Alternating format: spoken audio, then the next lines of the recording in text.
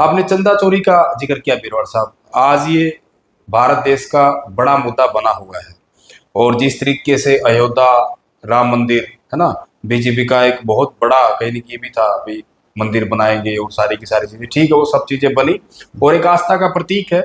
लेकिन भारतीय जनता पार्टी जिस तरीके से प्रचार करती है कि भारत को हिंदू राष्ट्र बनाना है, बहुत बार ये कह दिया जाता है कि हिंदू खतरे में है।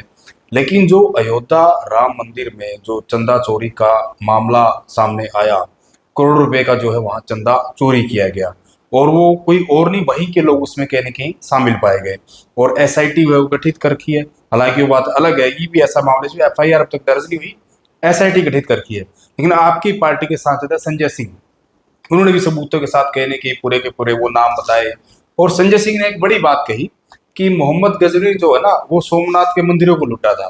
बीजेपी जो है, बीजेपी आरएसएस ये अयोध्या के राम मंदिर को लूट रही है। तो इस पर ही बहुत सारे सवाल खड़े हो रहे हैं। देखो, इस पे सवाल खड़ा होना बिल्कुल जायज़ है और मैं तो ये कहता हूँ कि सबसे बड़ा जो सवाल, जैसे राम मंदिर के अंदर जो गजनवी से भी बड़ी लूट, आप इसको बीजेपी आरएसएस के तंत्र की कह सकते हो। और इस लूट के बाद भी जो सबसे बड़ा जो सवाल है वो ये है कि ईडी सीबीआई कहाँ है, उनका क्या काम है।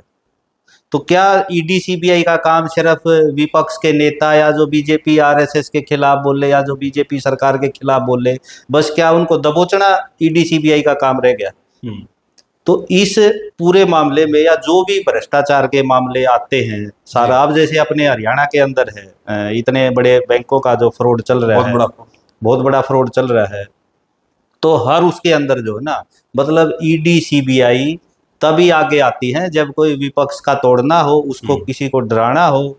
आज जिस प्रकार से जनप्रतिनिधियों को डराया जा रहा है और ईमानदार लोगों को जिस प्रकार से जो डराया जा रहा है, ये चीज़ें जो है ना, देश हिंदुस्तान की जो तहजीब को जो समझता है और हिंदुस्तान की जो कार्य प्रणाली को जो समझता है और शहीदों के जज्बे को जो समझता है और बाबा साहब अम्बेडकर के संविधान की ताकत को जो समझता है, वहाँ इस तरह के उसमें ये लंबे टाइम तक चलने वाली चीज़ें हैं नहीं और इनको भी अभी समझ लेना चाहिए। और जहाँ तक आप बात करते हो कि वह राम मंदिर में चोरी, अब बीजेपी ने दो प्रोपगंडे जो है ना सबसे बड़े रखे। गुजरात मॉडल सिर्फ मीडिया मेड मॉडल था, कोई गुजरात मॉडल आज के दिन जो है ना सबको मालूम है, कहीं कोई गुजरात मॉडल ऐसा है नहीं। अब तो मेरी ख्याल गुजरात मॉडल की पूरी फड़क लकड़ ली, सबकी लकड़ ली। दूसरा सबसे बड़ा ये था कि सिर्फ जो है ना, मतलब झूठा प्रचार और प्रोपगंडा के माध्यम से 85% हिंदुओं को ये जचा दिया कि 15% मुसलमानों से उनको खतरा है। और आज जो लूट मच रही है, मंदिरों में जो लूट मच रही है, सरकारी संस्थान जिस तरह से बेचे जा रहे हैं, मेरी ख्याल आज शायद कोई भी ऐसा सरकारी संस्थान नहीं बचा हुआ कि जो ना, मतलब बिकने की कगार पे ना अधिकतर का निजीकरण हो चुका। आज आप अपने हरियाणा के अंदर ही देख लो, सबसे बड़ा प्लांट एचएमटी था जो पिंजौर के अंदर है, वो भी सिर्फ जो ना उसकी जमीन ने अपने यारे प्यारे मित्रों को देने के लिए, हजारों एकड़ जमीन है उसकी। तो इस तरह की जो ना, सारे हरियाणा में देखो आप, बीएसएनएल देखो, भेल देखो, रेल देखो, तेल देखो, आज सरकार के पास जो ना कुछ नहीं बचा। और इवन सरकार के पास तो छोड़ो, जो रिजर्व बैंक है भारत का, उसके पास भी अभी पीछे थी, इतना सोना बेच दिया, इतना ये बेच दिया। इसका मतलब रिजर्व बैंक के पास भी मुझे लगता कुछ रिजर्व बचा हुआ है। देश का कर्जा कहाँ से कहाँ बढ़ गया, प्रदेश का कर्जा कहाँ से कहाँ बढ़ गया। तो जो कुल मिला के जो ना, मतलब ये एक लूट मची हुई है और इस लूट के जो पीछे जो तर्क है वो यही है कि भाई हिंदू खतरे में है और गुजरात मॉडल, मतलब ध्यान भटका देते हैं, ध्यान भटकाने वाली बात है ये। और जी देश की बात बीरबल साहब। अभी मैं आपको एक उदाहरण भी बताऊंगा छोटा सा।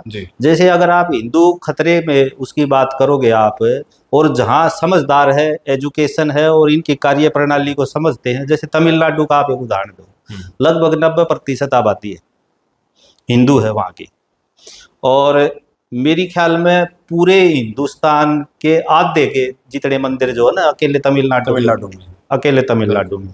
तो वहाँ लोग समझदार हैं, तो ये प्रोपगंडा नहीं चल पा रहा उनका।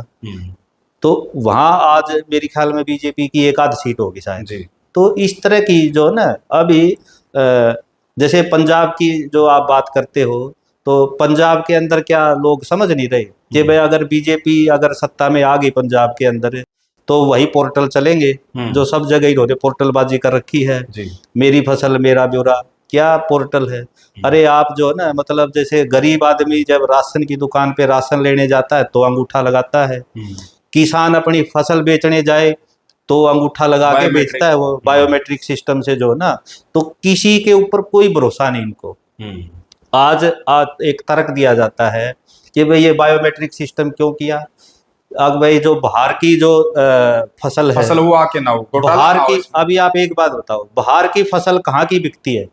पंजाब का किसान कोई भी कभी भी हरियाणा के अंदर फसल बेचने नहीं आया, चाहे किसी की सरकार हो। जी। पंजाब का किसान को कभी जरूरत नहीं पड़ी। अब बाहर की फसल, दिल्ली के अंदर जो है फसल कोई बेचने किसान जाता नहीं। बाहर की फसल अगर कोई किसान हरियाणा के अंदर लेके आएगा तो राजस्थान वाला आ जाएगा, यूपी वाला आ जाएगा, और तो कहीं से आने से रहा। जी। तो वहां किसकी सरकार है? बीजेपी की सरकार। बीजेपी की सरकार है। तो इसका मतलब वहां एमएसपी पे खरीद नहीं की जा रही, बीजेपी की सरकार नहीं कर रही ना। तो जो सिर्फ और सिर्फ इनका मकसद एक है कि किसान को ज्यादा से ज्यादा परेशान किया जाए, और उस परेशानी का जो वो है, चाहे वो सिर्फ हरियाणा के किसान नहीं, पूरे देश के किसानों को आज बीजेपी बर्बाद करने पे तुली हुई है। और आप कहीं भी किसी भी देश की दुनिया में उदाहरण ले लो, किसान की प्रगति के बगैर देश की प्रगति संभव नहीं है। नहीं, बिल्कुल कोई अर्थव्यवस्था जो है ना वो टिक नहीं पाएगी जब तक किसान प्रगति नहीं करेगा।